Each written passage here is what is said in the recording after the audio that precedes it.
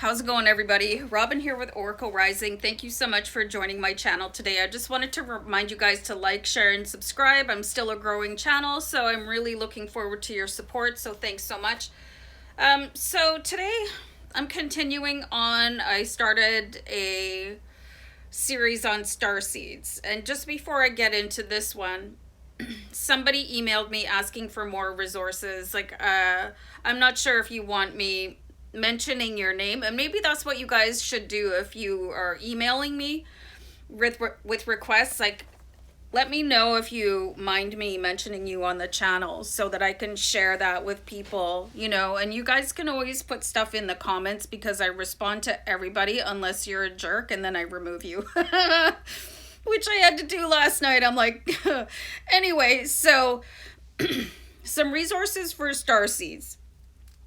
I follow Steve Nobel. He has got a website called The Soul Matrix, and he's on YouTube, and he does meditations and transmissions for Starseeds. And, well, everybody else, but really will help you out as a Starseed.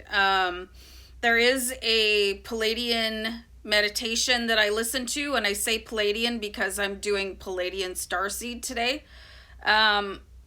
So, Pleiadian Starseeds are from the Pleiadian star system, and this is adjacent to Orion's belt. So, I'm not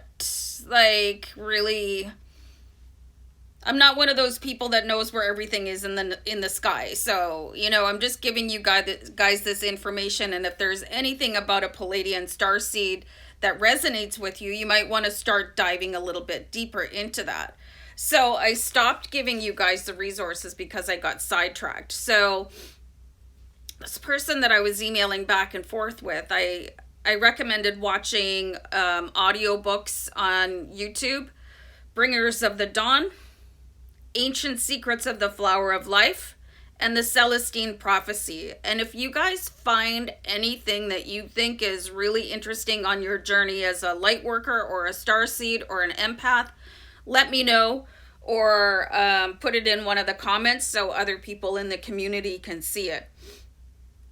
So there is a mission for Pleiadian Starseeds, and this is to assist in the transition to 5D, or what we're calling the new Earth. And if you're not sure what 5D is, I've done videos on escaping the 3D matrix and moving up to 4D and 5D. And of course, there's levels beyond that. So this is the Pleiadians' primary mission on Earth, is to assist in that transition. And I feel like a lot of us are. So the appearance of a Pleiadian starseed, which I find to be very, I really resonate with this, but I'm not a Pleiadian starseed. I'm Arcturian starseed. These are people that are Nordic in appearance. So you think of people that are, tall and blonde with blue eyes, and they might have extremely long hair and probably, fashionably thin and probably quite pleasing to look at, So here's some aspects of what a Pleiadian starseed would reflect in their personality, and this is heart-centered decision making. So this is really looking into your heart instead of using your head, because it's different when you use an emotional starting point as opposed to intellectualizing something. So people could, and starseeds are probably outcast. You could feel like you're the black sheep of the family, or people could make fun of you because of the way that you view the world, because you're not part of the 3D matrix, right? So people could say that you're too soft, you just need to toughen up, and, meanwhile, you're not doing anything wrong at all. You're just being you, and you're seeing things at an emotional level, and I think that's really beautiful. So the second point, I love this one so much because I hear so many horror stories about parents, and this one says that you probably had really, really understanding and wonderful parents. So you know, I just think that's beautiful. And I was like, ah, that's so nice, you know. It really is. I just, if you are a Pleiadian starseed and you had a really good family life, a really good home life, let me know in the comments because I really like to hear stuff like that. Just one sec, guys. So the third point I have here is that you might be highly romantic as a Pleiadian starseed, and I'm thinking, I don't know, do I need to date a Pleiadian? I don't know, you know, highly romantic. I think that everything is good about that. Like, it just shows people that you cherish them. So, um, I love that. So I'm just getting really rhapsodized about that. So another point is that you're not able to lie. And I love that also because I don't like being lied to. And I don't think anybody really does. But not being able to lie is something, again, I really like the traits of the Pleiadian starseed. Um, you're a healer to other souls, so you're probably an empath too, and you could feel your energy being drained by other people, but then you're so nice that you're like, oh, it's okay, just take that, just take everything I've got, and I'll recharge myself later. You may have a weak throat chakra, okay? So here, that could be an impediment to actually speaking up in certain situations. A weak throat chakra means it's not spinning properly. And your goal as a starseed is you need to open up all 12 of your chakras so that when your 12-strand DNA is activated, it can plug in and give you all the information that you need to know as a starseed. And I'll get to that, you guys, that 12-strand DNA activation.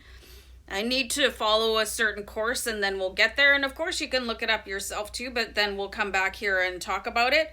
So for throat chakra healing, you guys can look that up. There's throat chakra, you know, probably a mudra, I want to say, because mudras are fantastic for healing, and definitely meditations. And, you know, just go plug in a search into a web browser and you'll find out how to heal that.